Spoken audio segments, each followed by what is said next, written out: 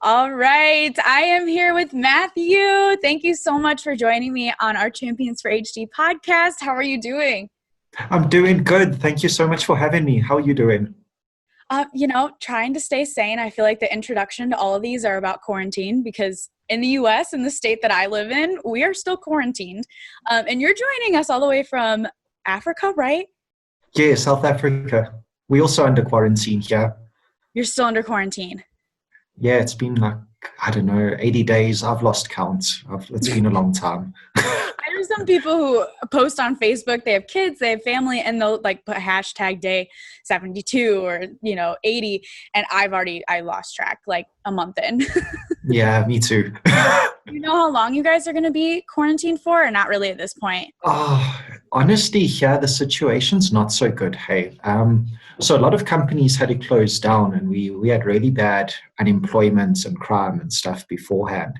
And the longer this goes on for, the more people are starting to go hungry, more people are losing their businesses.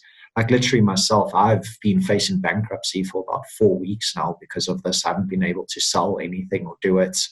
So it's a difficult situation for a lot of people, which our government hasn't been the nicest about. But what can we do other than speak out against it?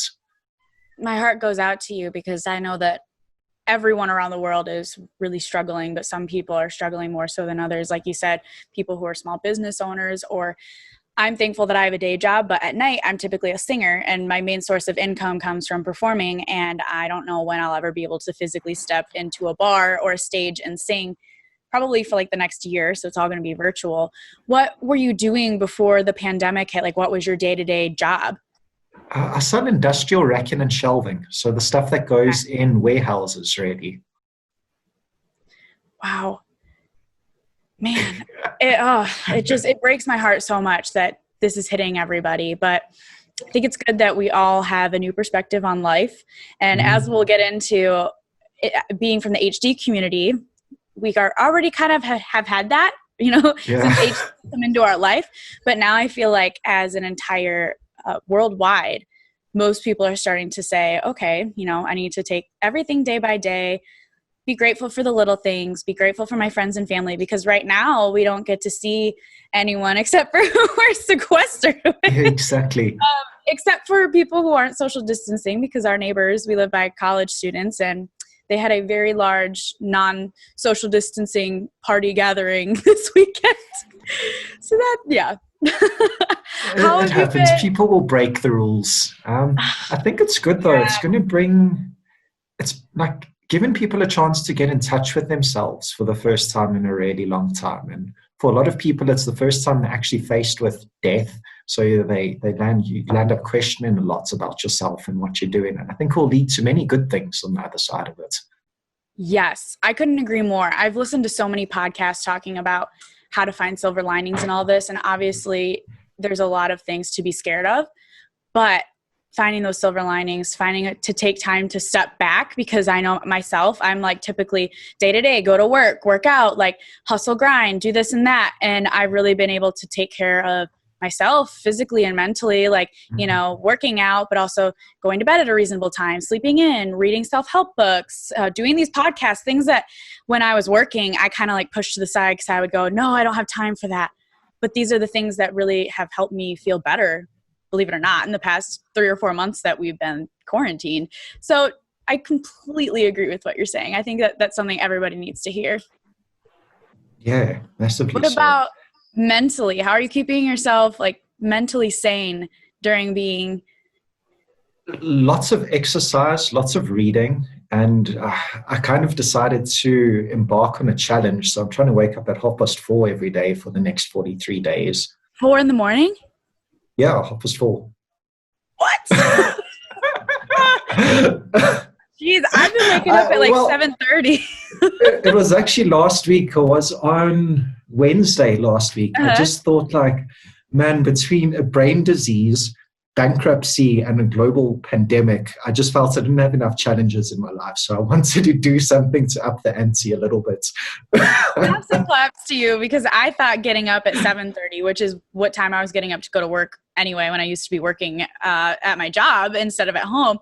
And now that we have our puppy, I'm waking up early to feed him and to take him out. So I was like, you know what, 7:30 is good for me, because today I said it's a holiday, I'm going to sleep in, and I woke up at like 10. But 4 o'clock, man, that's a record. I'm generally up between like 5:30 and 6 though, so it wasn't much of a change. Like here it's 8 o'clock in the evening now, and we encroaching in on bedtime. I know. I'm going to try and get through this with you as swiftly as possible, but I know that with everyone, there's so much that once we get talking, there's so much raw and real, transparency that I just get so involved in, and then I don't want to let anyone go. So, but I appreciate you making time. No, likewise. And no rush. Hey, as I said, this is my first time ever talking to anyone in 8 years who has Huntington's or is from a family with Huntington's. Like whenever I've tried to talk to anyone about it over the past, it has always been, I first have to try explain what it is like so you can understand what I'm trying to say. Oh, it's been draining. Well, I'm honored that I am your first person that you're talking to openly and sharing. Yes, that's exciting. And everyone will get to listen and hear your story. So starting from the beginning, what does HD look like in your life with your family? For me, it's only been a recent experience, but for a lot of people I've talked to, they don't know life without it. So when was HD brought into your life? In 2012, completely out of the blue. It was like late in 2012 when my mom was diagnosed with HD, and she was quite far advanced, like with her altered motor symptoms at this point. She was misdiagnosed for many years before it though. And looking back on it, and like all the she had a lot of psychiatric episodes that were starting to happen, and she was completely changing as a person. Like that all probably goes back to 2007, 2005, somewhere around about there. So she actually had a brain tumor that she went in for surgery for. On top of the HD. This was before we knew she had HD. Oh my gosh. No, it was hectic. Hey, it was like a random Wednesday night or something. She pulled me out of bed in the middle of the evening because she thought our house was on fire. She literally saw our house burn into the ground, started watering it down in the middle of the evening, said they're trying to get us, they're trying to kill us, we need to stay safe. Phoned the cops and the firemen or the fire brigade. My dad all had to talk out of it and say, look, I'm sorry, there isn't actually anything going on. Yeah, we're sorry for the hassle. So from that spawned a long sort of twisty path until we eventually realized there's Huntington's. But that was a brain tumor she had surgery for, and it was on the 5-year mark of her follow-up appointments after the surgery. Her psychiatrist realized she isn't getting better, like she's deteriorating a lot more than she should be. So the doctor asked for a second opinion, and this guy essentially picked up Huntington's instantly. He looked at her, said, this is what I think it is, you need to go for the blood test. And that's when I found out about it back then. That has to be so incredibly challenging because you're already trying to deal with her tumor. Which is she cancer-free still at this point? Yeah, it was non-cancerous, thankfully. Oh, it was non-cancerous, but still, okay, dealing with a tumor though, that on top of HD, because on a whole side note, I have a sister who has a tumor in her brain that's not cancerous, but it's called I'm going to say it so wrong, an Akari or Chiari, something like that. So basically her brain doesn't fit fully in her skull and she has a tumor on top of it and she's at risk for HD. She's going to be 19. And she's going to be, I'm 23. Yeah, she's going to be 19. I have too many siblings. But it's something else that she has to battle along with battling the emotions of being at risk for this disease. So I can imagine you're, worried about your mother, watching her recover. And the first thing you're thinking of is if they remove the tumor, she should be fine. Like she should be recovering. So I can understand not only your family's frustration, but your doctor going, hey, there's something that's not quite adding up here. And there's something that we need to look into. So I'm not really familiar with how testing or how awareness and research works in other countries outside of the US. Is there a lot of awareness going on when they brought up HD? Did you even have any idea what that was? Had no clue what Huntington's was. Man, I remember that day so clearly. I got home from work and my folks were standing in the kitchen. They're like, no, we have to tell you something. The doctor said it's Huntington's disease. I was like, hunting, what? Went on Google and my world kind of shattered around The infamous Google search. We've all done that. Yeah. It's the worst place to go too. Like we have little inside jokes that I've picked up on the HD community. And one of them is that initial, what's HD? And you go to Google and you see the most heart-wrenching but horrific and terrifying things of like, well, this is your CAG and it has a direct correlation of when you're going to have symptoms and when you're going to die, which isn't entirely true. And then you see this woman who's like almost on her later stages of HD and you go, that's how every person with HD looks. And you start to just put it in this box. And yeah, I've had a lot of professionals and caregivers go, don't. It's like when you WebMD something, you know, you have a headache or you have a mole and you're like, right. And you go, what is it? And you go to Google and you're like, oh my gosh, I have cancer. I have a disease. And 9 times out of 10, you probably just have like something totally not relevant to what you think it is. But with HD, yeah, I mean, that initial shock, I don't know if it's any better or worse for people who've grown up with it because there is no shock. It's just something that they've grown accustomed to. But I completely remember being in your shoes and going, what is HD? What is Huntington's disease? I've never heard of it. And obviously when they tell you the 3 diseases that it's made up of, I could recognize all 3 of them. But I said, how is there a disease that is so bad that it's made up of 3 other diseases? So yeah, that's the worst. What was it like for you when you found out? Honestly, to be honest, I brushed it off because my grandfather was recovering from cancer. Okay. I can't remember what kind of cancer. I think it doesn't matter. He was recovering from cancer. Cool. And he didn't get symptoms until his late 60s. So I just assumed, oh, Huntington's must be, this sounds so bad, but it must be something that elderly people get. It must be a side effect of his cancer. I've never heard of it. And, you know, I prayed for him. I was happy he was recovering from his cancer, but I brushed off the disease. And then we noticed that my sister, who had juvenile Huntington's, Brianna, was getting very, very ill, was misdiagnosed many, many times because we had no lineage. And, you know, at least in the US, if you don't have a family tree to link it back, they're not going to test you for it because they're like, what are the odds it's going to be HD or juvenile Huntington's? So my dad said, you know, your grandfather was diagnosed and it's genetic. We're all at risk. I'm going to get tested so that they can test Brianna because if I have it, then we know she could have it. But if I don't, we still don't know what she has. So then as soon as he said that, I was like, okay, but it's a 50-50 chance. He might not have it. And then a year later, my dad, when he finally got tested, he goes, okay, I have it. And then my sister got tested a month later and she had the juvenile form. And that's when I went, oh crap, I should really look more into this and be more aware. So I started doing a lot of research, raising a lot of awareness, and then a year later, I fell onto my own diagnosis. And that, I know that you said that you also are gene positive. So what was the testing process like for you? Because I was talking to our last guest, Jessica, and in the States, you have to go through multiple visits with your neurologist, the therapist, the genetic counselor. Is it like that where you're from? Exactly the same sort of genetic testing process. I ran away from the testing process for many, many years. So my mom was diagnosed in 2012. At the end of 2014, I thought, okay, this is when I want to move forward with the testing process now. I want to know where I stand. And the first meeting I had with a genetic counselor just opened up so many doors, and I learned things about Huntington's properly for the first time.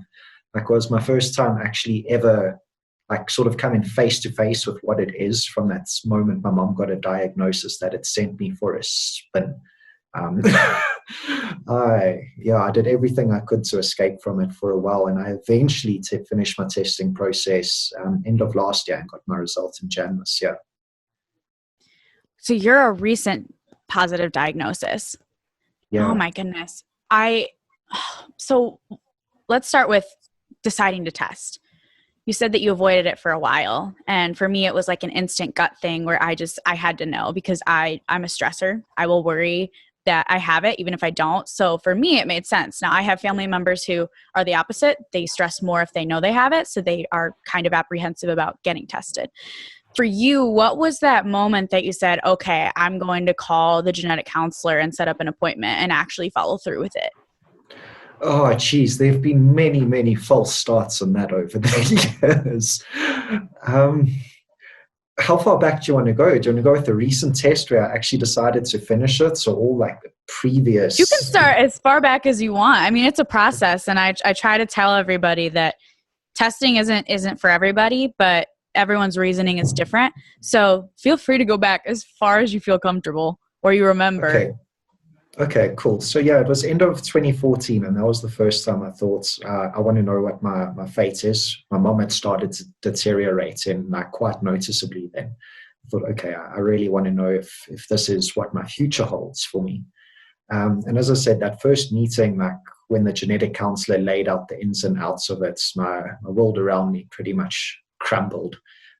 I was so afraid of it, and I didn't know what to do from that point onwards. I didn't have the strength to carry on with the testing process at all. And it sent me into like a very, very dark spin for like 8-9 months of my life. I would literally drink Thursday through to Sunday. I was like early in my 20s then. It was easy enough to go out for after work beers or just to go out with my friends and have a few drinks. I never let it on to anyone at the time, but I was just drinking to escape from what I didn't know how to handle. I didn't know how to process what the possibility of having this thing actually meant to me. So yeah, that went on for a while, at least until late in 2015, where I pulled myself out of that, thankfully. And like just started to piece my life together again. Like got a new job, started exercising, doing the little things to look after my mental health, really. Fast forward to 2017, and that was all going really well. And that's when I thought, awesome, I'm going to go for this testing process again. I want to know.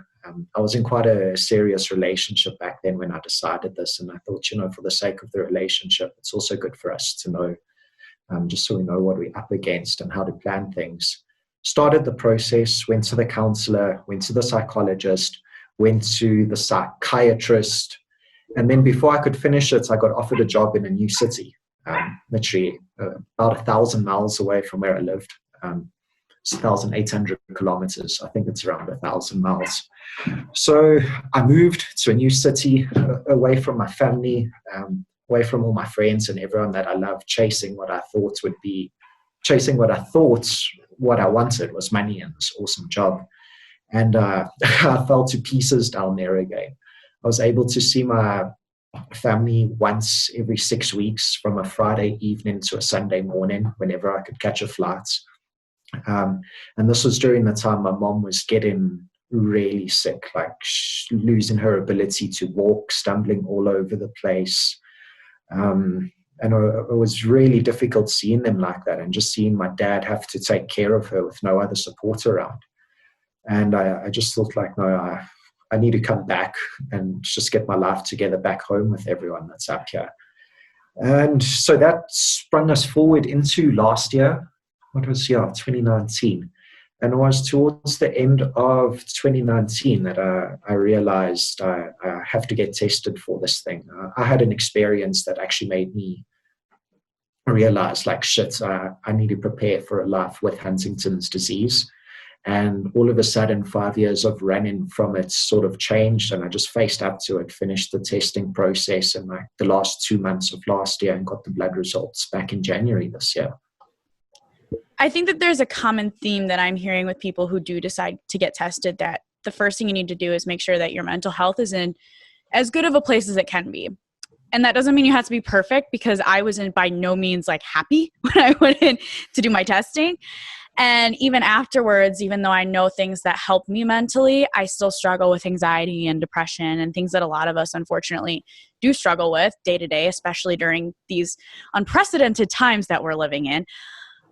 But having that in your gut, when you get that piece of paper, you're going to be able to live with it, because you can't unsee it, unfortunately. And even if you don't get the result that you want, at that point.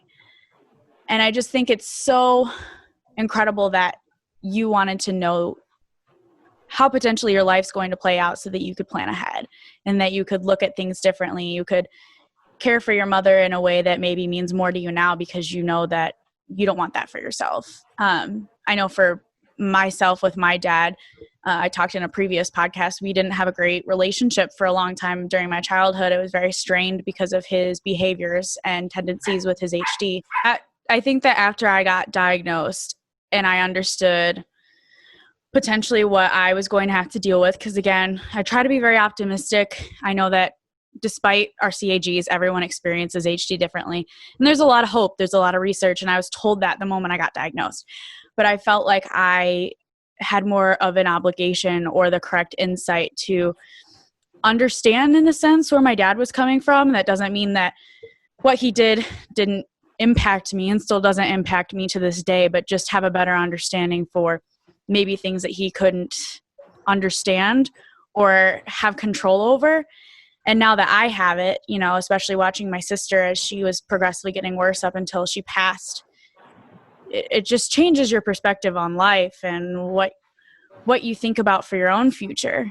And I'm hearing that in you as well, that you wanted to take that step.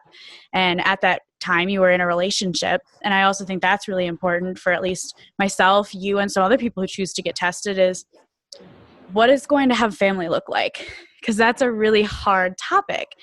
I went through, I've always known I want to have kids, but it was, do we adopt? Do we take a chance? Because I don't want to do that, but most of us can't afford the in vitro fertilization process. Do we upfront the bill and hope that we have a positive results in getting pregnant with HD-free children? Like, that was something I knew at 19 years old, even though I was just coming out of a relationship and really wasn't with anyone. I said, whoever I'm with next, or, you know, for the long run, I want to have an idea of what our future looks like with children.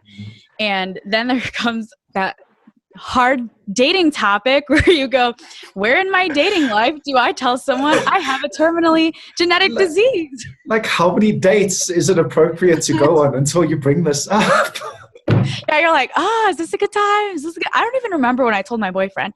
He told me it was like, I think we were actually dating at this point, not just going on dates. I really don't remember. But he said he went to his dad, and his dad said, well, you know, if you really love her, then nothing that you guys go through is going to take what you guys have. And so we know that when we decide to get married and have kids down the road, we want to go through in vitro fertilization, because I can't imagine watching my kids go through what my sister went through with juvenile Huntington's. How, after your diagnosis, how did you process it? Because I felt like I didn't feel a thing for 6 to 9 months until I finally cried and realized that I was gene positive. Wow, it has actually been a lot easier to process than I realized. But I think it's because it took me such a long time to actually build up the strength and accept the fact that I have to live the rest of my life with this thing before actually getting my diagnosis. So I'm going to share this. People might think I'm mad, but it's my truth, and it's my story. And it's something that has helped me exponentially. In August of last year, before I decided to actually undergo this testing process, it was in this experience that I saw Huntington's in myself. I didn't have a crazy far out there all psychedelic trip. They literally showed me Huntington's to me in myself and gave me the perspective. For the first time ever, I was able to understand what it has been like for my mom, trapped inside her body, trying to communicate outwards, and like trying to do things when the brain isn't talking to the rest of the body. And it was in this evening, I actually realized, like, I have to prepare for a life with this. This isn't just some random sort of experience that is happening. This is happening for a reason, and I have to face up to this now. So that kind of got my mind thinking, like, it's difficult to explain because the feeling was so deep. It was just this overwhelming feeling of like, well, this is the disease in me, and this is how it is manifesting already. And like, certain habits and patterns and ways I do things that I maybe don't necessarily have outward control of or awareness of. And from then on, I kind of started just preparing myself to get the test. So when it was so intense when the counselor actually gave me the paperwork in January, I just looked at her and said, I know. I was like, yeah, no, I know, it's cool. What's next? What do we do from now on? Yeah, taking that step of fear and turning it into what's next. How do we go from here? Yeah, that fear has been intense for years on end. Still is sometimes. Hey, I have moments where I question everything. It's like I over-examine myself to the nth degree, and I start thinking, what is me? What is the disease? Like, why am I battling to be close to people? Is it because they think I'm mad? Is it because I have intimacy issues that I'm not putting on? If I hadn't have said this, would it have done that? It's this long, never-ending spiral that it's like I don't know how to trust my left brain from my right brain, and I get lost in it sometimes. Absolutely. I feel like I've done that my whole life, but especially with HD, it's made me overanalyze everything. And there is some kind of like resiliency and empowerment. And if you do think testing is the right thing for you, finally facing that fear head on and saying, okay, I know that you exist. I've come here. I've conquered this. How are we going to conquer the next phase of life? But I always, always, always stress, and I'll probably say this till I'm blue in the face in every podcast or speaking engagement I do, is just because you have the ability to be strong doesn't mean that it doesn't come with hardships. And that doesn't mean that you're not going to do things like you and I are experiencing, where you're overthinking life or things that you did or didn't do correctly in the past, or how are you going to handle it in the present or the future. And it's okay to break down and to say, I have no freaking idea what I'm doing, whether it's with life, with relationships, with your family, because I went through that for a period too, where it was like, I love so hard, but I also push people away because of the way I grew up and my toxicity in my childhood. But then it turned into, well, I have Huntington. So in my last relationship, when I was going through the testing and everything, and we were on the rocks, I was that's a whole nother conversation, but there was some toxicity in my part because I would push that person away. And I was like, I'm not worth loving. I'm not worth having a family with or a future with, because I don't offer anything. I have a disease. I have all this childhood trauma baggaged in the back of my brain that I've been going to therapy for at the time, 15 years. And, why would you want to be with me? And I just kept thinking, well, what if I am like a ticking time bomb and I explode like my dad and I hurt somebody with my words or with my hands? And I would look back, and now, at 23, with using music as an outlet or talking to people, especially going to my therapist, I can look back and say, you know what, I was wrong in this, or I was right in this, but I can't control what I did in the past, but I can control how I handle the future and how I deal with those toxic emotions. Because there are times where something will come up, or, when I started dating again, and those dark thoughts would start coming into my head, and I had to stop myself and go, where is this coming from? Because no one has ever said that except for you, that you are unlovable or you're toxic or you're going to be abusive. So I started saying, you know what, I am strong. I have overcome this. I'm going to be a great mother. I'm going to be a great wife. I am a great person, period. Whether I'm with someone or not, I'm a great person. And because I've been resilient in everything, that just shows me how strong I am. And I think with everything that you were saying and that I saw in your post, because I did post it on one of my social media, but your other post is going out soon and everyone will see it. You talked about the power of your mind and how HD, which I thought that this was really interesting. You said it was one of the best things that could have happened to you. And can you share with everyone your mindset behind that? Of course, without all the challenges that HD has brought with it, I wouldn't be who I am today. I wouldn't have the outlook on life that I have today. The appreciation for the little things and just the willingness to live whilst we have the ability to. I've we've all witnessed firsthand what it's like for someone to die whilst they're still alive. And that for me it's been hell. I'm fiercely independent. I like doing things by myself, and I never ask for help with anything.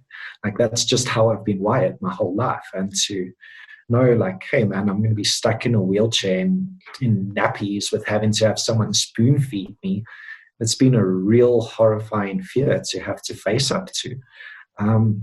But it showed me so many good and positive things out of it.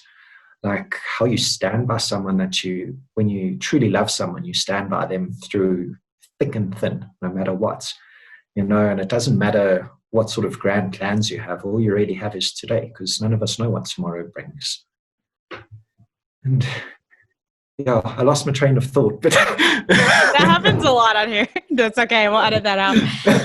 That is so beautiful and so true. I just feel like with anything that life throws at you, you have to change your mindset to find the silver linings and the positive. And again, that doesn't mean that, if you're diagnosed with Huntington's or cancer, or you lose someone you love, or maybe you have an eating disorder, whatever that your struggle is in your life, you have to take that time to process and grieve, but then saying, okay, exactly like you said, the power of my mind. How am I going to look at Huntington's from an empowerment point? It's given me an appreciation for life. It's given me an appreciation for my friends and my family, and not taking a single day for granted, because a lot of us do that. I was guilty of that for a very long time until HD came into our life. And especially because I'm only 23. So before HD came into my life, I was, a kid, a teenager. Kids and teenagers aren't thinking about the afterlife or a disease or their family having these not at all issues. Absolutely. And you have to grow up as soon as you have to face something as challenging as this. Being able to have that powerful mindset that you have is extraordinary.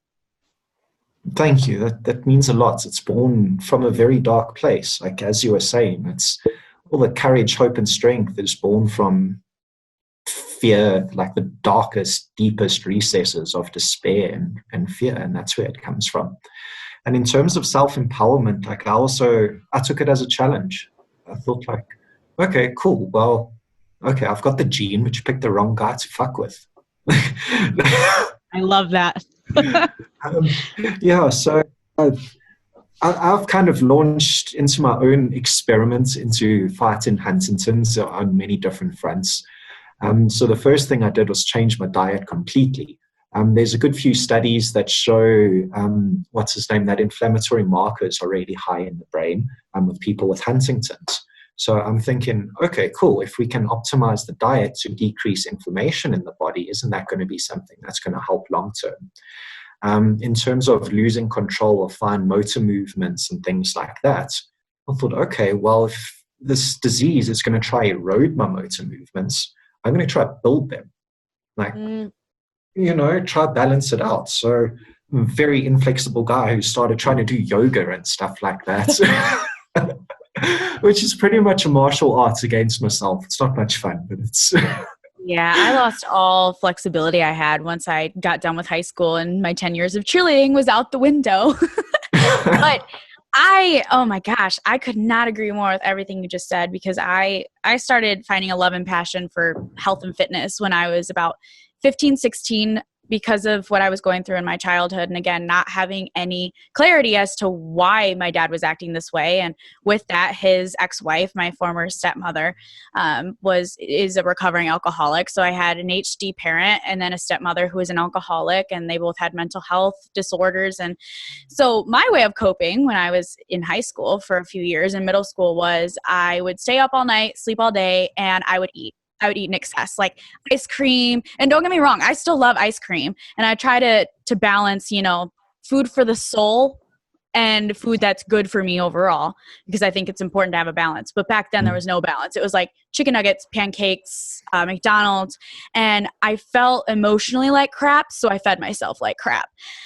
And finally I had this like awakening one day where I looked in the mirror and I not only didn't like how I looked, but I didn't like how I felt. And I was like, okay, I can't control the way that my life is going with my dad and my stepmom, but I have the ability to control how I react to it.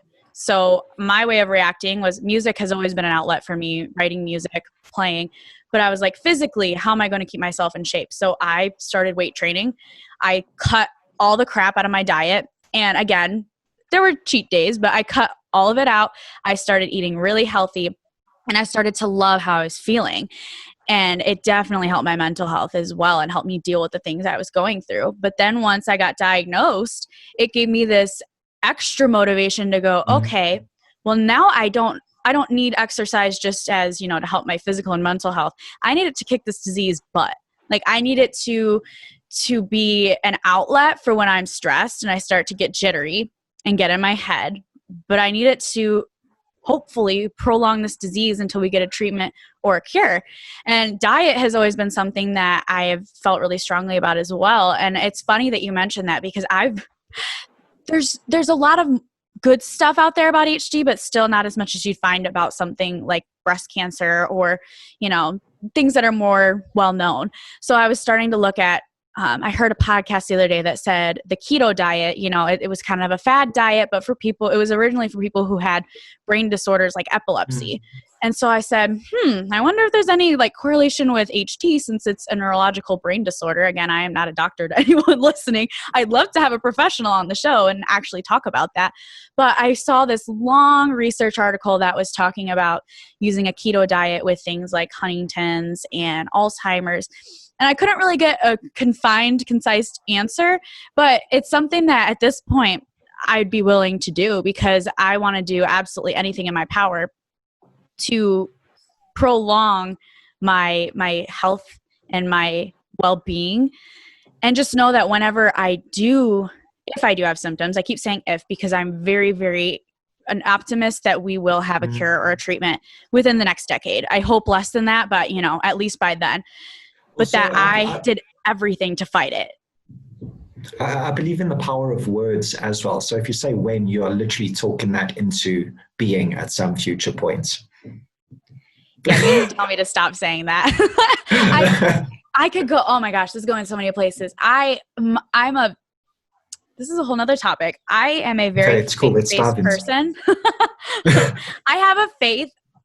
Religion, I kind of have some issues with, just because of some of the things that have been said and ingrained on us. As soon as I got diagnosed, one of the first things I did was I told my mom, I was like, I just want to live life free. And she's like, well, what do you want to do? Go get a tattoo? And I said, actually, yeah, I really do want to go get a tattoo. So my mom went with me. She's never had a tattoo. It was her only one. And I don't like needles. I'm a big baby with pain. So she got one first, and then I got one.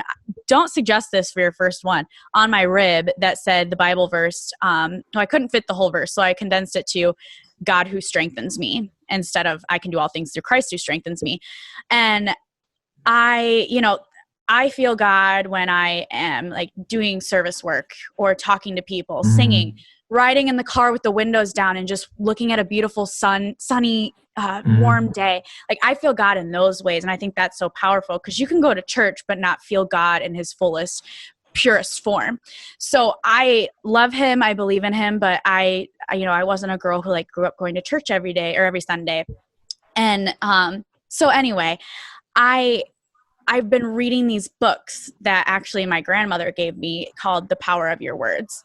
And it goes into various avenues of how it's good for not only your relationship with God, but your relationship with your partner or your family, but also kind of, a lot of people talk about the law of attraction, which I'm very into. But basically, if you're a faith-based person, the law of attraction is pretty much just God, the power of your words through our Lord and Savior.